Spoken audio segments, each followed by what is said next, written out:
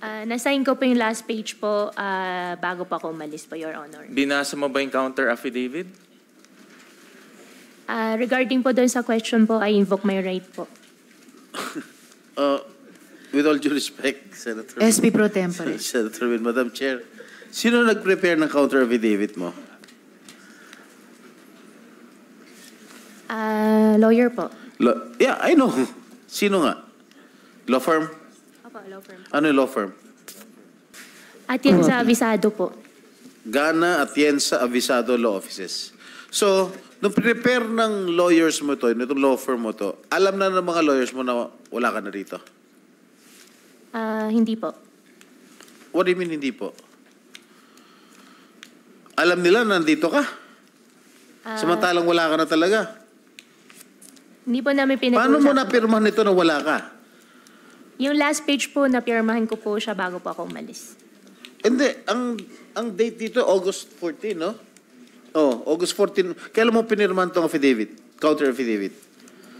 Hindi ko po maalala po yung exact date bago pa ako Laging umalis hindi po. mo maalala. Tagal na yung katagang hindi mo maalala. Kailan? Your Honor, hindi ko na po talaga maalala yung O nakalagay exact date po. dito sa counter affidavit mo, August 14. Kailan ka tumakas? Your Honor, meron pa akong case po sa immigration po. Kailan ka I refuse po tumakas? answer po. May case na po ako sa Madam Chair, if I immigration. may ask, Yung sinabi yung nyo, dates niya, Go Huaping, na pinirmahan mo yung counter affidavit bago ka umalis. Kailan yon na umalis ka? Bago pa ako umalis po, first week po ng July, di ko po maalala po yung exact date po. First week ng July. first week of July. Madam, Na wala Madam pang Chair, case. first week of July daw siya umalis. Pinirmahan daw niya ito last page. Nakalagay dito, in witness whereof, I have here to affix my signature this August 14, 2024 in the city of, namulabo to San Jose Del Monte. And the foregoing allegations are true and correct to my knowledge and available. Paano mo napirmahan ito? Sinasabi mo napirmahan mo to last page. Wala ka na rito sa bansa. Umalis ka, umiskapo ka, July. Nahuli ka, September. Kailan ba siya nahuli sa Indonesia? September. Ha? September 5. Paano mo napirmahan ng August 14 to? Knowing fully well na itong mga abogado mo, alam na wala ka na rito. Paano So, ibig sabihin, July pa lang, nung umalis ka, hinanda mo na yung last page na yan na pirmado mo para ikakabit na lang ni Ms. Kath dun sa counter affidavit mo na later on na compose. Madam Chair, may kaso na pong binigay po sa akin ng DOJ po. I invoke to... Your right against self-incrimination. Pero di ba, common sense, kuhuaping, kung aalis ka ng July, maghahanda ka ng signature page para ikabit sa counter affidavit na in-instruct mo kay Ms. Kath na ikabit, kahit by August pa, isasabit yung counter affidavit na yon, di ba? Common sense lang, kunyari ibang tao pinag-uusapan natin, di ba?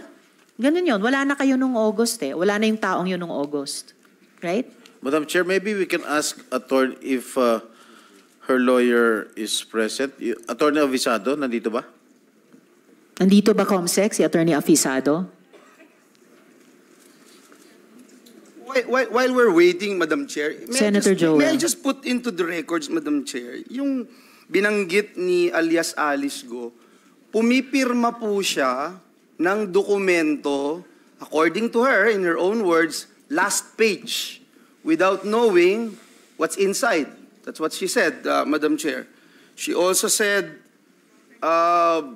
na hindi niya alam kung ano yung hindi pa tapos yung pong affidavit pero pinirmahan na niya. So, I just want to put that on record, Madam Chair. Yes, Senator Joel. Andito na po ba sa floor si Attorney Avisado? Sir, kayo ba yan, yung umupo dito sa floor? Hindi yung gentleman sa kanan ni Attorney David. Kayo ba, si Attorney Avisado, sir? Yung may salamin? Hindi kayo. Is Attorney Avisado here? Attorney Stephen, were you one of the lawyers who prepared this affidavit? No. Attorney David, please. Resource person naman po kayo. But you were not. You were not. So, sino pong you were nandito not a who party to prepared this. the affidavit? Who prepared this? All right. Sir, have you taken your oath, sir, during this hearing? Hindi pa po. Comsec, paki-administer yung oath ng ating resource person. I, please state your name, I, Attorney Rayan Ko, do solemnly swear do solemnly swear that I will tell the truth, that I will tell the truth, the whole truth, the whole truth, and nothing but the truth and nothing but the truth to this committee. to this committee. Thank you. Salamat, Comsec. Attorney Ko, did I hear that correctly? Salamat, Attorney. The question of SP Pro Tempore. Attorney, associate ka ng law firm nitong Atienza, I'm a junior partner, Your Honor. Atienza Visado Law Offices? A junior partner of All the right. firm, Your Honor. Were you instrumental in preparing this counter affidavit? Yes, Your Honor. Okay. It says here that Alice admitted that she signed the last page, page 15, if I'm not mistaken, of the counter affidavit. All right? Is it true? Your Honor, if I recall it correctly, we sent the draft of the counter affidavit last August 14, Your Honor, Where? to her secretary, Ms. Kat Salazar. Okay. August 14. Saan mo pinadala yung counter affidavit para pirmahan ni Miss Alice? Your Honor, pinakuha niya po sa akin yung brown envelope po. No. I'm asking you, pinadala nyo, no? Pinadala nyo kay Kat para pirmahan ni Alice. Am I correct? Yes, Your Honor, that's correct. And if I may, SP Pro Tempore, and sa pagkaalam nyo, sa araw na yon na pinadala nyo yung draft counter affidavit kay Ms. Kath para maaprubahan, mapirmahan ni Alice, ni Guo Huaping, nasan yung kliyente nyo at that point in time? We have no knowledge of her whereabouts, Your Honor, at that time. I find that very difficult to believe. SP Pro Tempore, Ms. Kath. So, nung pinadala ni na attorney ko sa inyo yung draft counter affidavit, anong ginawa niyong sunod? Pinrint ko po kasi pinaprint po ni Ma'am Alice. And then?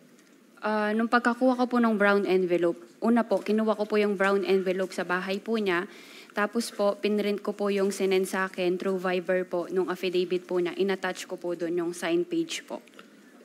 So, hindi nyo na pinabasa kay Guo Huaping yung draft counter affidavit? Sinend ko din po sa kanya, Your Honor. Saan nyo pinadala sa kanya? Sa WeChat po. Ibig sabihin, WeChat? Hindi yun karaniwan or malawakang ginagamit dito sa Pilipinas. Nasaan siya nung araw na yun na pinadala nyo yung counter affidavit ni na attorney ko sa kanya via WeChat? Your Honor, hindi ko po alam kung nasan po si Ma'am. Pero pag nandito kayo dati ni Guo Huaping sa parehong nasa Pilipinas kayo, hindi naman kayo gumagamit ng WeChat, di ba? May pa po, nakakausap ko na po siya sa WeChat. Sa WeChat. Yes po. Pero nasan siya nung May, nung WeChat ang ginagamit nyo? Alam ko po dito sa Manila. Sa Naka-check-in Manila. po siya sa hotel.